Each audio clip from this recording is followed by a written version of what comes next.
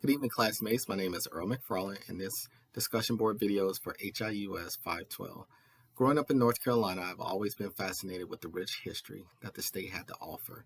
In my opinion, and going off of where I went to school, I felt that the North Carolina school system I was in did not put an emphasis on the historical sites like the local Virginia areas do. And I mentioned Virginia because I was stationed at Naval Station Norfolk 4 times in my Navy career, and it seems as though the state's education system places such emphasis on Virginia's rich history. I was soon retired from the Navy, and I want to teach at my old high school or any school in my home state, and I want to put more of a spotlight on actually visiting historical sites because I feel students get a better understanding when they are able to stand in the place of history. I bring this up because of how much I enjoy history, and the fact that I'm from North Carolina has sparked my interest in the state's past history with the Revolutionary War, the Civil War, etc. Mainly the Civil War because that's the area that I was most interested in regarding Southern history and the United States history. But tonight, I will discuss a historical site of the Revolutionary era. So I looked into this history as it pertained to the Revolutionary War in North Carolina. I found out there were a few sites that was close to where I grew up. Due to COVID restrictions and travel with military personnel, I was unable to visit any of the historical sites. With that being said, tonight I will discuss Sanford, North Carolina, and a historical site called House in the Horseshoe.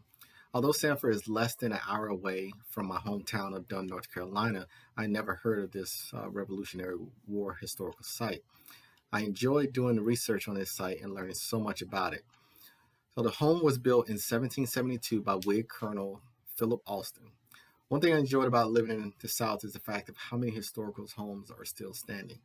So the home and land was the site of the battle between Alston's Whigs and Fanning's Tories. We've read about loyalists throughout this course, like Thomas Hutchinson, who was a Supreme Court justice in Massachusetts.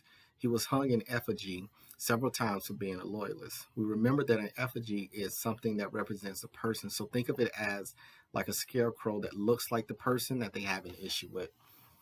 It was often used as a scare tactic to have people fall in line, like the rebellion against the Sugar Act of 1764 and the Stamp Act of 1765. We also learned that during the American Revolution, groups of citizen soldiers called Whigs or revolutionists and Tories who were still loyal to the king would oftentimes wage irregular warfare against each other in the backcountry of North Carolina. This brings me to Alston and Fanning's skirmish. David Fanning commanded a large unit of Tories. I could not find out how many people were actually involved in the battle, but from what I read, this happened somewhere around July 29th or August 5th, but the records are unclear on the exact time.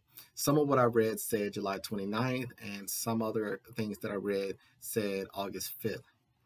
The history goes that Alston and his group were camped at his house, at his home, and were attacked by a larger unit of Tories commanded by David Fanning. So David Fanning was notorious around the back country in North Carolina, and he and his men attacked Colonel Alston and his fellow Whigs. During the battle, there was an attempt to burn the house down, but it was unsuccessful. Alston ultimately surrendered to Fanning, but what struck me as odd was that Alston's wife negotiated the terms.